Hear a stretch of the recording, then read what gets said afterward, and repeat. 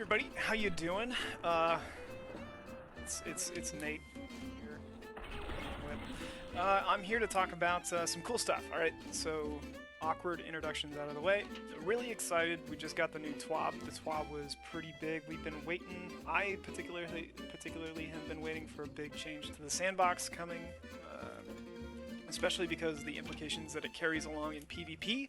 We got a small teaser with swords not too long ago, but now we've got a big one that's going to be adjusting a lot of different stuff. So, I originally was going to make this video. I've got some papers that I'm wrestling around in the background for some things that I wanted to see as some fix points, right? Because I think the general sandbox is really well tuned. I think there's a lot of really cool stuff in the sandbox, but there's a lot of outliers. Or not a lot of outliers, but there's a few outliers, and there's a lot of things that just feel subpar. And that makes the general sandbox feel kind of meh overall. One of the big outliers for me is Controverse holds. I don't particularly think that Handheld Supernova is in a bad spot. I think Handheld Supernova actually as an ability is pretty cool. I use Warlock quite a bit. I know that if you're out of its range or if you're just a little bit off with your accuracy on Handheld Supernova, which won't seem like the case because every time that you die to a Handheld Supernova it feels like that's just they never miss. But it is possible to miss with that, and I would say that for the most part, having something like Handheld Supernova as an ability is good, because you can spec into it, yada yada yada. But the biggest thing for me, like with Controverse holds, is that it has too much damage resistance in PvP. Like, you get 70% damage resistance, and that's just not okay. That puts the shotgun TTK for most things against it, like 2 to 3 shots depending on the type of archetype that you're using, which is ridiculous. It is absolutely ridiculous. And while the ability is basically a shotgun in the form of like a grenade ability, and it has some synergy with the subclass and the exotic itself, it doesn't need to be doing that much damage resistance, period. PvP. I think they could tune that down maybe if they wanted to keep the damage resistance on Controverse holds, tune it down to like 20% damage resistance. And that's like a reasonable amount, so that you're actually securing a trade with a shotgun, but you should not be overemphasizing the fact that you're able to just one-shot anything that comes around a corner, or tank a shot from people while you're just running through a lane. Like that is annoying, and it's not really conducive to fun gameplay, because you're not really taking any risks. Let's see here. So, oh yeah, okay, so I got detracted, but that was kind of like the point. Like, I wanted to make a video talking about a lot of the outliers that I think were not necessarily outliers, but things that I would like to be fixed. And fixed, I mean just adjustments to them. And with this new TWAB, we got a lot of changes that came and really detailed a lot of changes that are coming to weapons that I think are going to be really impactful, that actually tick off a lot of the boxes that I had, the things that I want to get fixed. So let me go through my list of things that I wanted to see fixed really quick so we can kind of combine both of these videos into one, and I'll just run through my fix list really quick here for you. So flinch is the biggest thing for me. I don't like the way flinch works. I've been in a couple of streams, and I think a couple of people say it best. Camicakes himself says it best, I think. That is a direct reference that primary flinch is way too strong in the game. And by that, what that means is that primary on primary weapon is way too high for flinch. The amount of flinch that happens against primary weapons is mitigating to the use of actually using primary weapons. So I think the amount of flinch that happens on like hand cannons and auto rifles, all that kind of stuff, it detracts from the actual engagement of the gunfight and accuracy of the gunfight. But to continue that point, I don't like the unflinching perks in Destiny 2. I know that there's like some kind of technical thing that they use that when you get hit with a bullet, it centers you back on the hitbox or the target. I don't like that. I'm too old school when it comes to like unflinching perks when it comes to games. I want the flinch to reduce the amount of reticle movement while I'm ADS'd, not do some magical wizardry to realign the stars back to get my shot back on target, right? Like, we already have perks like Eye of the Storm, and Eye of the Storm is a fantastic perk. I use it on my Austringer all the time, but I don't want the unflinching perks to be adding another layer of computer-aided assistance to add quality to my shot registration, right? So the thing that I don't like about that is it's just annoying. I just don't like it. I don't like that you can put a shot into somebody and then they can just wait until that you shoot them and then they can just crit pick you just because they have the timing down on their unflinching perk. That to me is really annoying. I don't like it.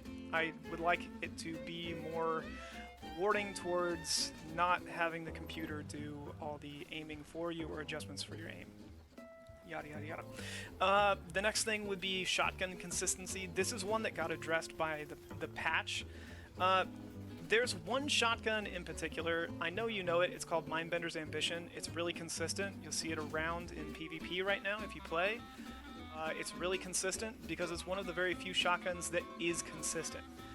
I have a last man standing with full choke, accurized rounds, opening shot, swashbuckler, and a ranged masterwork. Now, on paper, that should be a god tier high impact shotgun. It's in the same slot as Mindbender's Ambition, but one of the things that was detailed in the sandbox notes was that sometimes the pellet shotguns would try and aim towards the crit location, and this was something that I had been kind of struggling with to understand why my last man standing would just blank shots for no reason, and evidently this is what it is. The pellet spread is favoring, especially because I have a perk on it called Opening Shot, the pellet spread is favoring the crit position, and then I also have a perk on there called Full Choke, which takes away the actual precision multiplier, which means it takes away the weapon's ability to actually hit crits or headshots.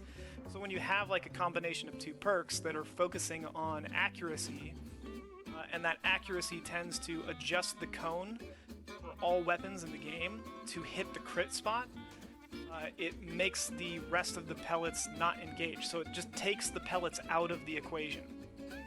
So what they've done is they've gotten rid of the tendency for shotguns to shoot towards a precision section of the hitbox, which is fantastic. Because what that means is it opens up the rest of the sandbox for the rest of the shotguns to be more consistent in PvP. I've got a couple of really good rolls on a couple of different frames of shotguns that are really nice. A couple opening shot ones. I've got a really nice max range rifled barrel slide shot Emperor's Courtesy that I like to use in PvP.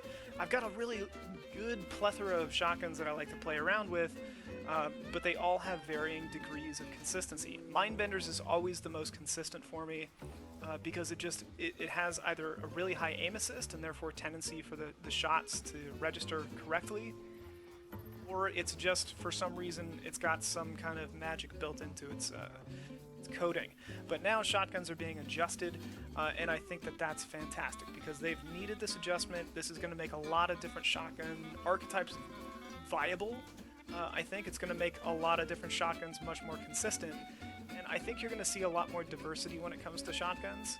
Whether that's a good thing or a bad thing, that's up to you to decide as a player.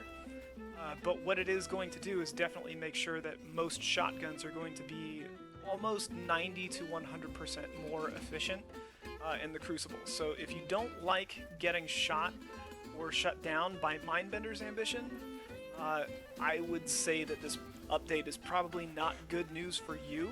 But if you're looking to have a weapon that's consistent in PvP and you like using a shotgun like I do, then this update is fantastic. It means that I can actually warrant using my last man standing as a competitive shotgun instead of a shotgun that I like to use because its ornament is the best in the game. So yeah, that's one thing that I really like that they changed, and that was one of the focus points that I've been wanting to see changed, is shotgun consistency, not making it so that you have to do the same boring strike day in and day out, day in and day out, just so you can have a competitive roll on a competitive shotgun, when I already have, like 10 or 15 shotguns that are considered technically god rolls, and the only thing that's holding them back is this strange range hitbox registration consistency factor. So then I go on to talk about Controverse holds. I don't like the damage reduction shield that you have with Controverse holds. Outside of that, I think Controverse is fine. rapid fire fusions and adaptive fusions. So high impact fusion rifles got a bit of an adjustment, and it turns out that all of the fusion rifles were having the same issue revolving around the hitbox registration. So I think what we're also going to see, like if you don't like getting mapped by shotguns, the advantage of this update is that fusion rifles also got updated in a way that's positive. So fusion rifles were having the same problem, and I can confer that that's something that I've experienced in the game, where I've seen the bolt spread blank a couple of shots even though I see them hit the body. And I think it has to do with this whole hit registration thing of the accuracy cone, where bullets tending to hit trying to hit the crit spot, and fusion rifles don't hit crits. I don't know if you know that. They don't hit headshots. They only hit bodies. So if you remove the crit box out of it, you make the weapons much more consistent. So I think, and because that's going to affect a lot of different archetypes of weapons in the fusion rifle category, rapid fire frames, adaptive fusions, high impact fusions, and precision fusions alike, that's really good for the sandbox and for the balancing of fusion rifles. That makes rapid fire fusions and adaptive and precision fusions a lot more competitive. And on top of that, they doubled down and reduced the viability of backup plan by making its damage values much less and comparable to a rapid fire frame fusion rifle. So you can still have your high impact fusion and use it like a regular high impact fusion. If you use backup plan on an Erentil or something like that, which I do have a backup plan Erentil that's really good, it is now reduced down to a different damage bracket when the backup plan perk is active, and it has a fixed charge rate as well. So I used to use backup plan with like Wish Ender and a couple of other things, and it was really good to shut down supers in like season 5 and 6 before they did the super patch. And it was really good because you could 2-burst a super with backup plan. It's still pretty good for that same reason, but now that they're making some changes to backup plan, I think that that's a reasonable change. I think that that makes using a high impact fusion a more skill oriented play style, I guess, because now you have to definitely lean into the corner play and peek play and all that kind of stuff. It takes away a little bit of the utility, but it adds a little bit of merit to using some of the other fusion rifles, because if you use a rapid fire frame fusion rifle with backup plan, you can melt people pretty crazily. So that's nice. And now that they're more consistent, that's also nice as well. Hand cannons they didn't really mention, but they did do some changes to like auto rifles and consistency for some other underlying weapons. Auto rifles are getting a huge buff, and they're going to be crazy. Like with hand cannons being the way that they are, and their range being the way that they are, and their damage values being the way that they are, and the way that they deal damage the way that it is, auto rifles are kind of going to be the next most powerful weapon in the sandbox. I don't know which one is going to be the most powerful. A couple of people were talking about Hardlight. A couple of people that I hang out with in Discord were talking about Hardlight.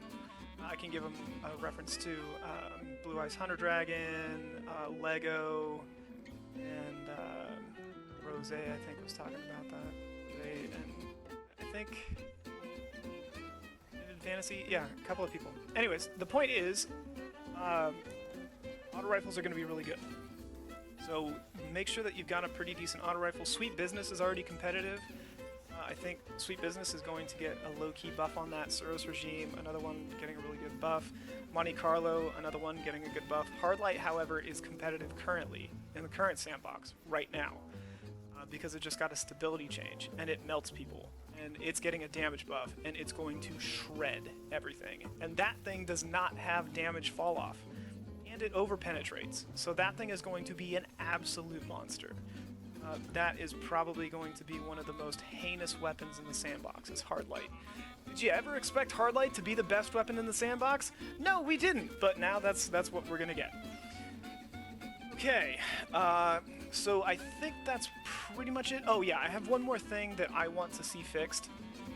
This is kind of like hand in hand with a couple of problems, and it's simply special ammo finders or scavengers, right? The scavenger perks are just way too strong in PvP.